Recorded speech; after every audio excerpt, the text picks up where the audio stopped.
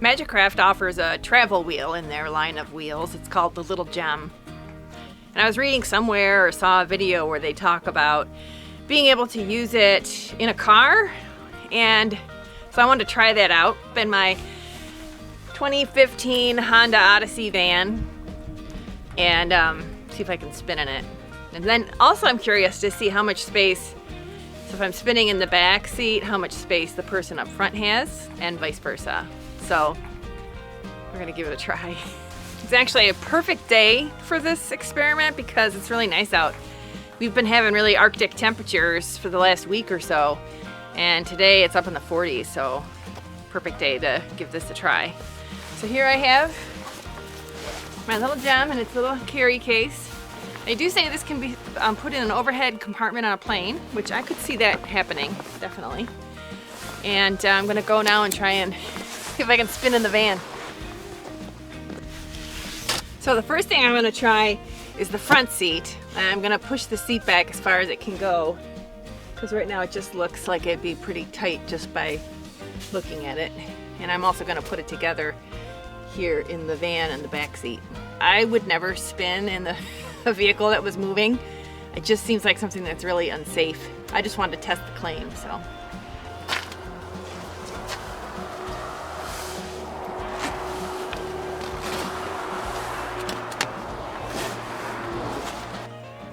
I'm using the brown bobbin for this project that I'm working on right now, which is the self-striping yarn, so that's what I'm going to be spinning. I'm just going to pop that in the door.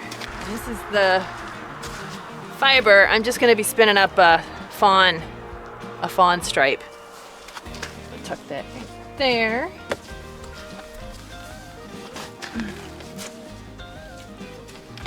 Okay. Snap the latch, lifted it up. Locking it back in there.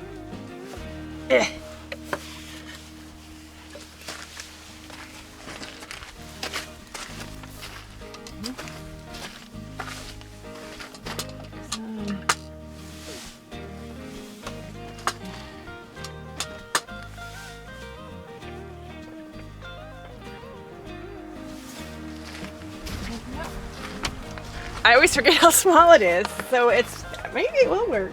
I don't know, we'll see. I'm changing out the bobbin because this is not the fiber that I'm working on. I've forgotten I have this. I've got so many bobbins that have like little bits like this on just from doing demos and stuff. I need to start chain flying this and maybe make myself a nice little hat. Alright, so this is the one I'm working with right now.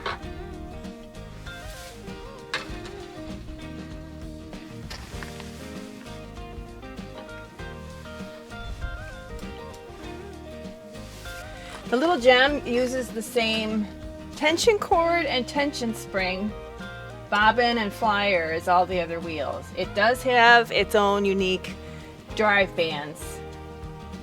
So, just so that you know, for replacement parts. All right, I'm gonna push the seat back as far as it can go. And then set the wheel.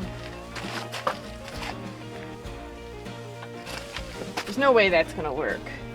So you can see the drive band is right up against the dash.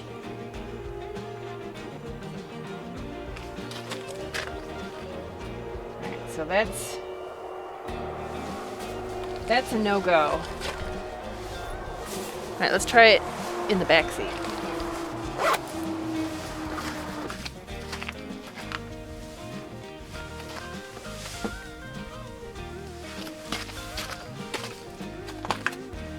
So for that, I'm going to push this seat forward all the way. Okay, So in this scenario that I have set up right now, a very, very small adult will be sitting up in the front seat while I'm spinning in the back.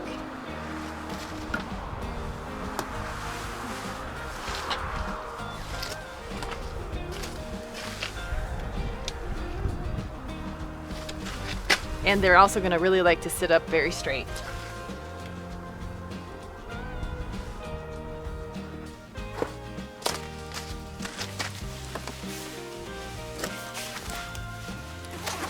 I think this is going to work.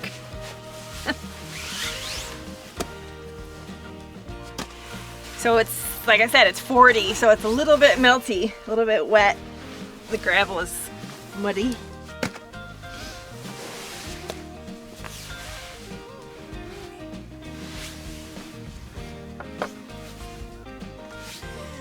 I think this is really gonna work.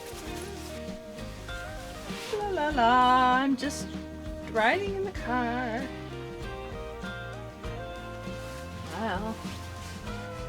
Spinning some yarn.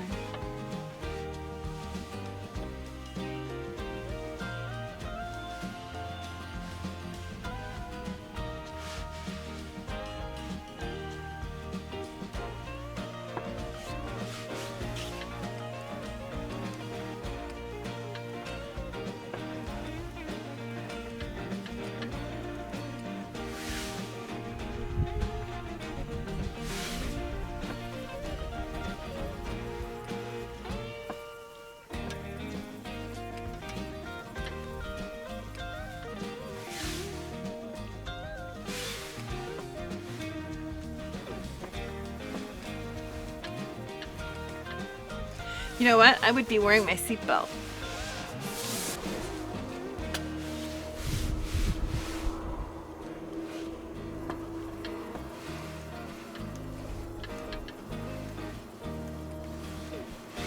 So there you go.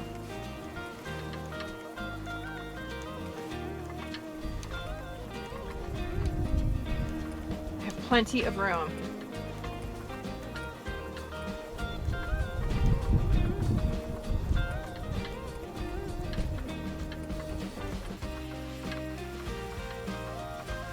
This is actually incredibly comfortable.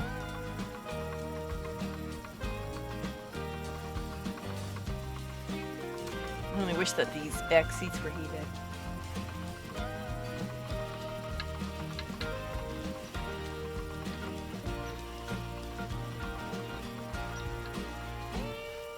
This is that scrap fiber that I combed that I'm using right now. And when I make these self-striping yarns, I take 0.55 ounces of each color and then weigh out 0.11 ounce for each stripe. And it usually ends up being like 6 blocks, 6 flick blocks. I used to just do it random, kind of eyeball it, but I'm going to try to be more exact. I'm actually spinning this in the house on my Susie. And so I just took the bobbin off the Susie and could put it right on the little gem. It's one of the awesome things about the Magicraft wheels is you can switch out all your accessories. All right, so in conclusion, yes, the little gem. You can spin on your little gem when you're in your van. On my van, the front seat probably wouldn't work, but the back seat, there's plenty of space. I'm now wondering about Rich's pickup truck. He's got a Ford F-150, and it's a little bit, got a lot of junk in it though, so, but he's got a lot more space in the front seat. I'm kind of curious about that. So I guess it depends on the vehicle, but I don't know, I think that's pretty cool.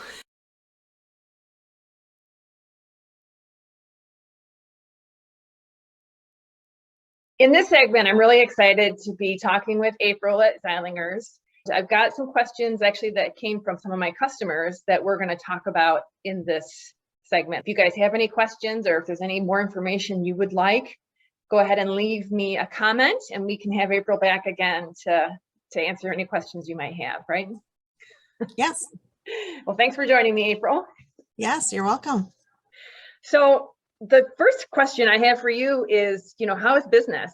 Yeah, so I feel like we're always busy. And then we say after Christmas, that's a time to really get things done. And I joke to John and Leah, who's our project manager, that we said we were going to have like this slow time right now, and it seems like we're not slow. Uh-oh. So it's a really good time, and I feel like the busyness has been with a lot of contacting people about starting some new projects. So that's really great. Oh, cool. Well, that's really Yeah. great, and I'm so glad you guys are busy. Is it seasonal? I mean, do you know, you just mentioned like after the holidays, you tend to slow down, but like when is your Yeah. very busy time? Like, Yeah. So like right now, I feel like there's a lot of lambing going on. yeah. So, some people, most producers are shearing before lambing, and we're getting, small amounts of wool in, nothing really substantial. And then come like March, late March and April, we'll start to see more wool coming in. Okay. And then May seems to be like the kickoff. We do Maryland sheep and wool in the first weekend in May. And then from then on, it's just like crazy until, after Christmas, because we have retail too. So we're not only getting wool all year, but then we're creating a retail space for Christmas and things like that. So um, then we say that we're slow come January, but this year we've seen people reaching out, like I said, with the projects, maybe goals for 2022 for them. So we've been doing a lot of Zoom communication and stuff with people trying to meet their goals, their fiber goals for Yeah. 2022. Good. Awesome. Mhm. Well, you guys have been great for me. I get comb top from you, and I love it. My customers love it too. So Great. really good. Okay, so the next thing I wanted to hit on was I did field this question from a specific customer, and I Yeah, felt like I could answer it, but then I thought, why don't I go to the source and get the real technical information? So sure. the question is, there's 5 different types of fiber that I'm familiar with that you can spin with.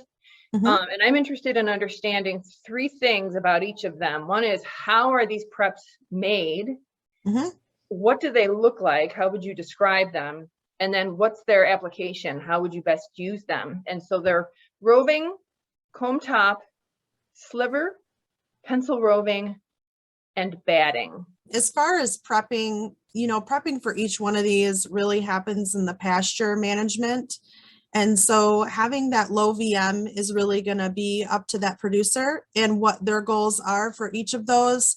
So, I mean, I'm sure if you have less VM in your fleeces, your return's gonna have less VM. So we try to get as much as that out in each product. But the more you have in there, the more you subject yourself to having it in your finished product. So pasture management, I would say, is the first thing that I've learned just from speaking to producers and knowing what that looks like in a finished product. And then what we move on to is skirting. So skirting really well helps. And so what you're doing is, sometimes people don't know what skirting is, but it's actually taking off that bottom half of the fleece, especially in sheep, because what drags on the ground is the bottom half of that fleece. So, and then also picking out, going through that fleece, laying it on, we typically see it like on screens and stuff. Yeah. And so picking out as much VM as you don't want to be in there. So sometimes people go through that process. It just really depends on the producer and what they're looking for a finished product. So that would be the next step in that. And then here at the fiber mill, when we're prepping it, we're soaking it in hot water for an hour with some mild detergent, extracting the water out, and then it dries for about 3 days on drying racks.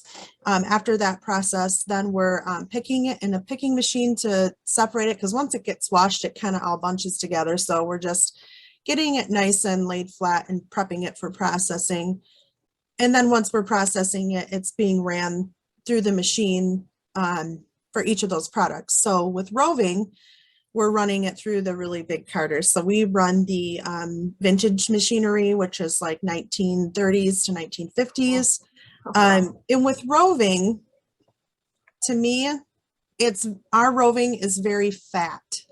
So very round, as opposed to like I've seen some that are very skinny, and I think sometimes that's with just the different machinery that they're using.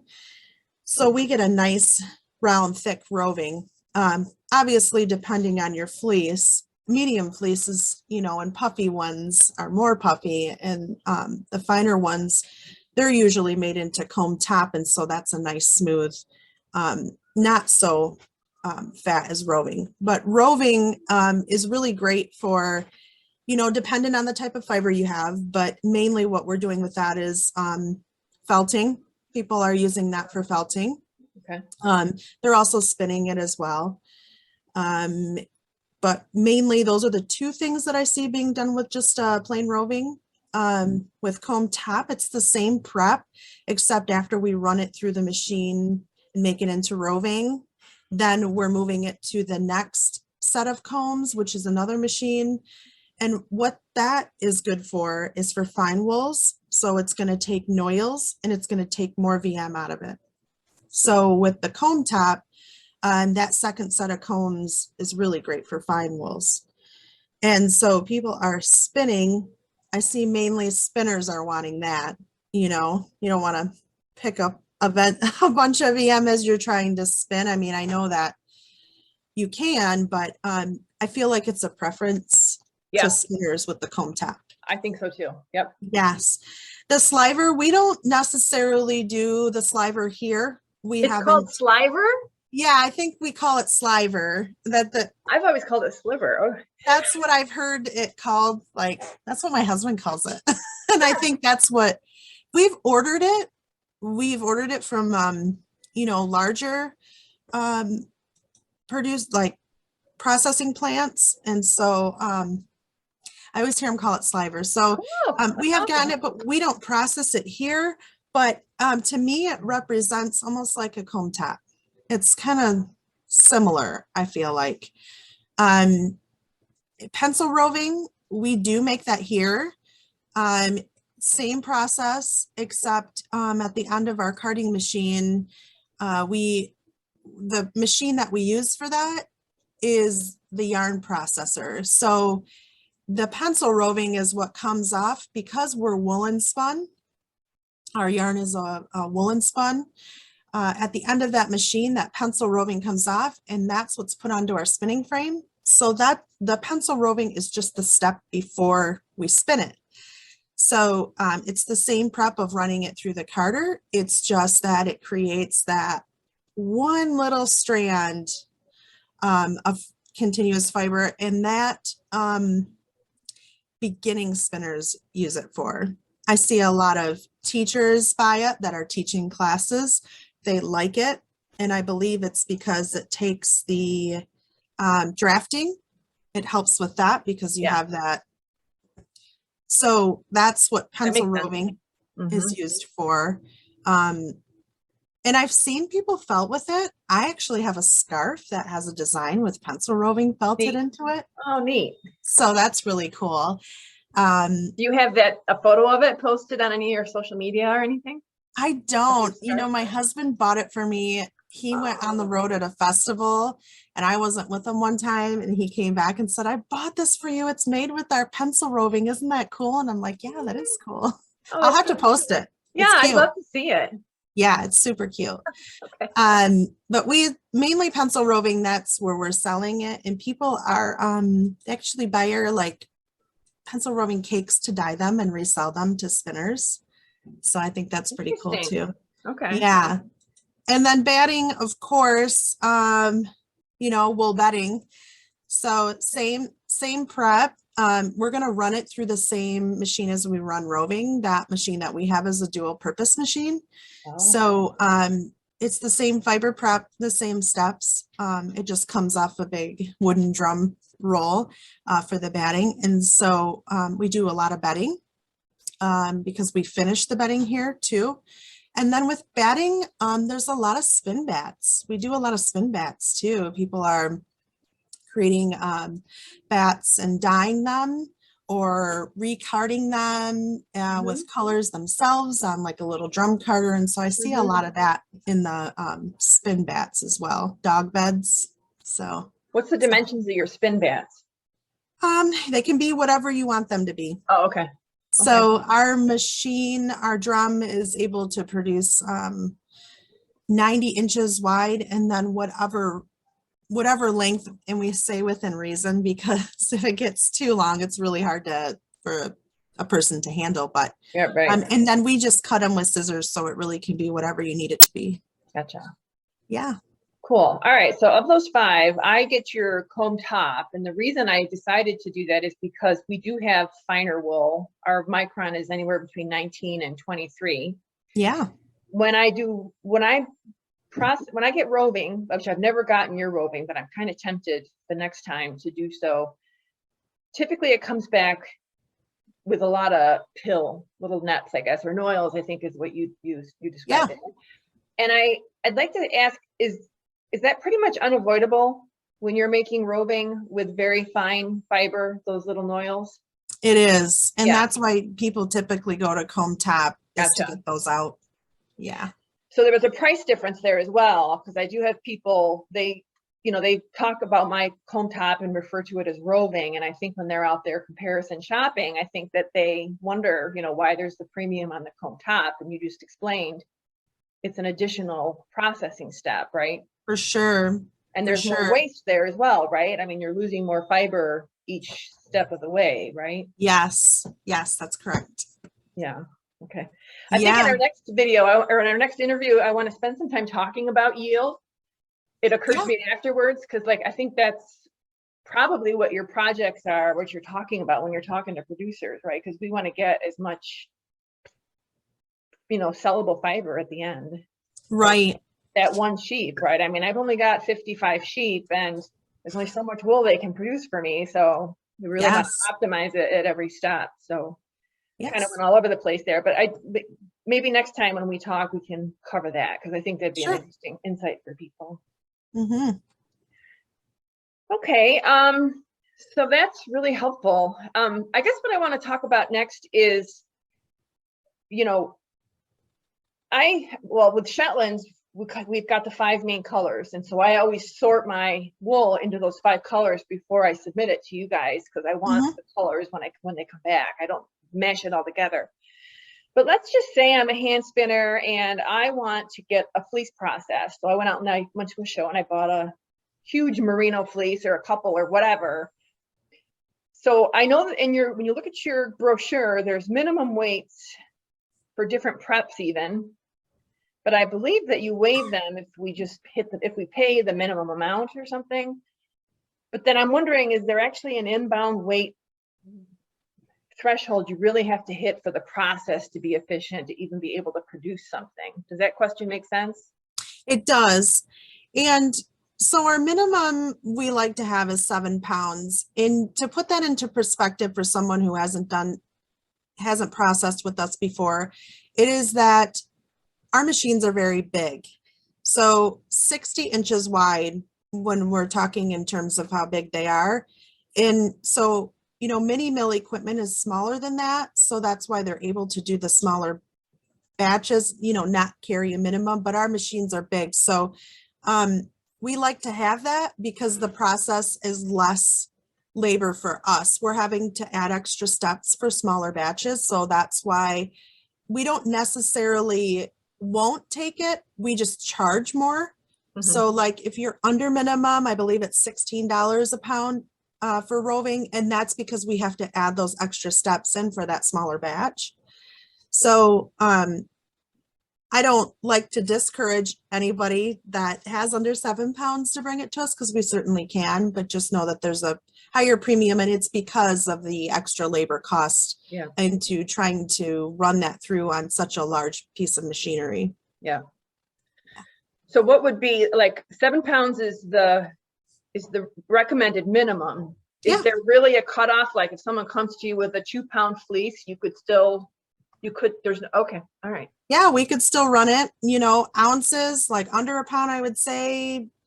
We necessarily we would rather not, that's just their return would be so minimal, Yeah. And your setup so probably wouldn't even barely offset it. So yeah, right. that makes sense.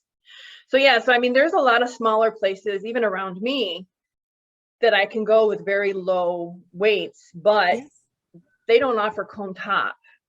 So most of the smaller mills, it seems, does that sound right to you? Most of them, it seems it like they only does. offer roving. Yeah. Yes, I don't know of another mill that does comb top. That I mean that in our size or smaller, from what I've seen and heard, we're the only ones that run comb top. Yep. That's what I've discovered. All right. So here's a question. We've already talked a little bit, touched a little bit about on kind of like a tier market here, right? You've got your very small mini mills. Then it Yeah. sounds like there's you guys, and then there's these more massive outfits that I don't even know anything about those organizations. But when you look at you guys and your customers, how would you profile your typical customer? Is it easy to do? Is it so, is there a ton of variety, or is it pretty much there's a type? So what we found is we actually service a variety of customers. So and I would say that has changed since my husband and I have joined the business. I would say for the most part, John's parents, they serviced a producer. Just that was where they were. What do you mean when you Um, say producer, April? yeah. What does So that just mean? a sheep producer, a farmer, um, you know, anyone in the States that has a flock, mainly I would say, because when we talk about ranchers, that's what's out west, and that's where they're running a lot of sheep. And I feel like What's a lot East of sheep? Coast, 1,000 head. Holy crap. Okay. So yeah, so I feel like when we're speaking in terms of our East Coast, which we're used to seeing, John's family had serviced the East Coast producers. They hadn't really done anything out west or serviced any type of um, other type of customer. And so what we're seeing now is that all sorts of people are reaching out. What we're seeing is people who aren't a producer, but they're artists and they work with wool in what they do every day. They have a business of felting, or they have a business of, um, making all sorts of craft items. We're seeing people reach out to us to source them wool for those types of projects. We're seeing our producers on the East Coast, our fiber friends that have been around forever, like we're still servicing them.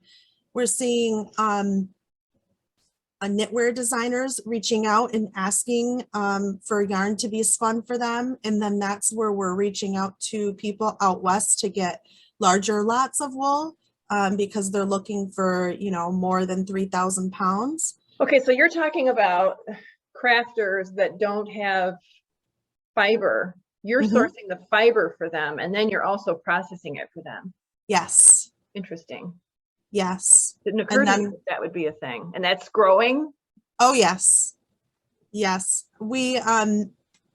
I want to attribute it to our Facebook marketing. It seems like as soon as we start running some ads on that we process wool, I feel like there was an uptick in getting those inquiries, which is great. So we've been facilitating a lot of phone calls and I call them hearing people's fiber dreams and goals. Nice. That's nice.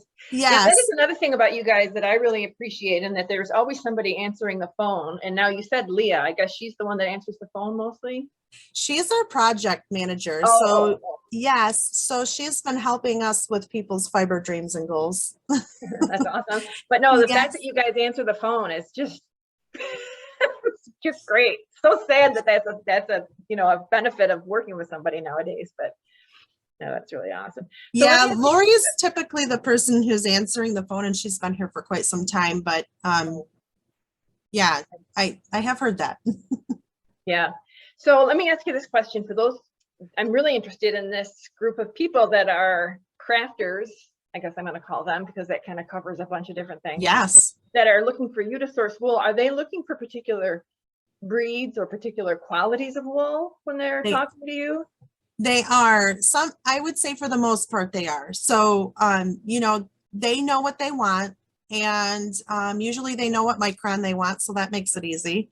Um, but then I also see people that are wanting to make a certain product and don't necessarily have that education and know what they want. So then it's kind of guiding them through that process or trying to figure out, how to meet their need. I feel like we're doing a little bit of both.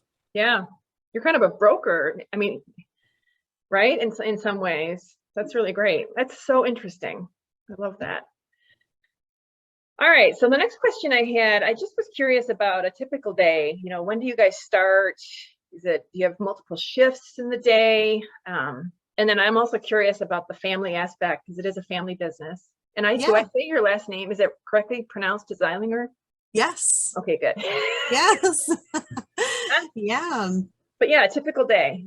Yeah. So a typical day for, I would say, my husband and I, we have 4 children. So we're up and we're getting the kids to school, and then we're here at the mill right after that.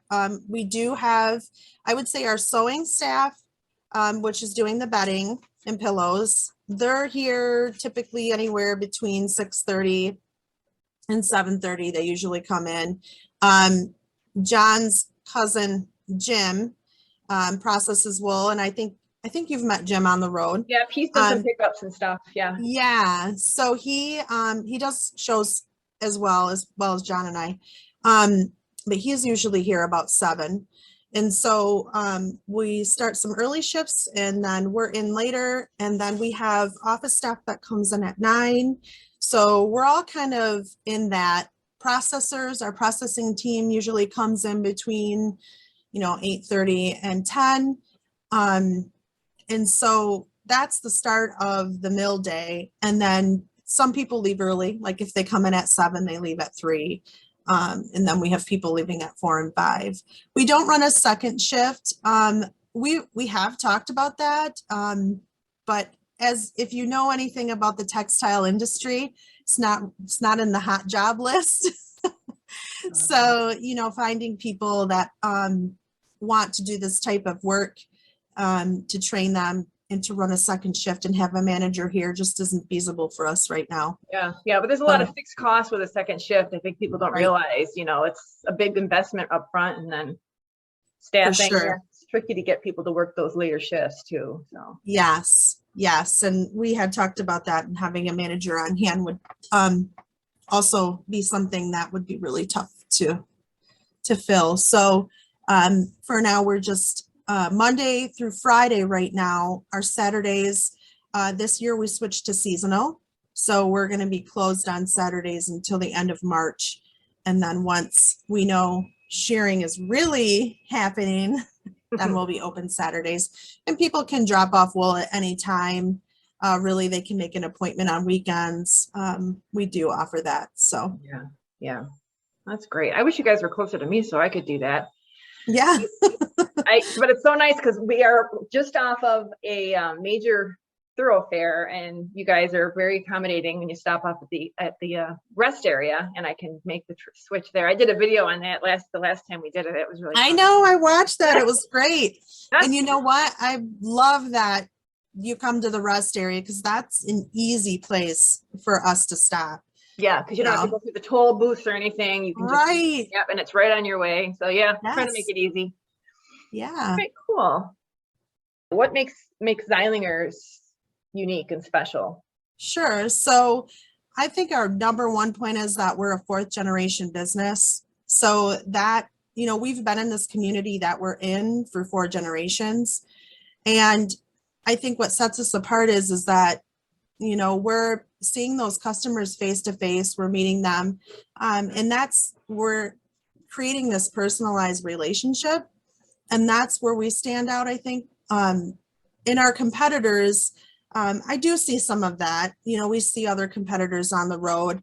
But I feel like giving someone the respect and time to hear their vision and their dreams, and creating that relationship is really important to us. I mean, we learned so much from that. And so that's been my husband and I's focus going forward with our business. I feel like with John's parents, they created this really great relationship with their customers, this very personalized relationship. And so when John and I, had some goals to move forward with the company, we wanted to continue to have that, but we also wanted to do something beyond that. So we wanted to be able, like at some point you said that, well, you're kind of like a broker a little bit. And I think what we want to do is to make sure that when people are processing their wool, that they have success in either selling their product or, making sure once we process it and it's out of our hands, that they have something, a resource that they're able to use and sell and be happy with. And so we wanted to create this space where they could talk to us about goals or bounce around ideas or ask a lot of questions. And that's just a goal of ours moving forward with the business, to add on to the personalized service. Interesting. We've for me, when I think about I'll tell you what I think when I think about your business. So I did do some research early on when I was considering doing mill processing, because when I first started with the fiber business, I was doing everything by hand, and that was my differentiator. Everything was hand processed, hand spun, whatever.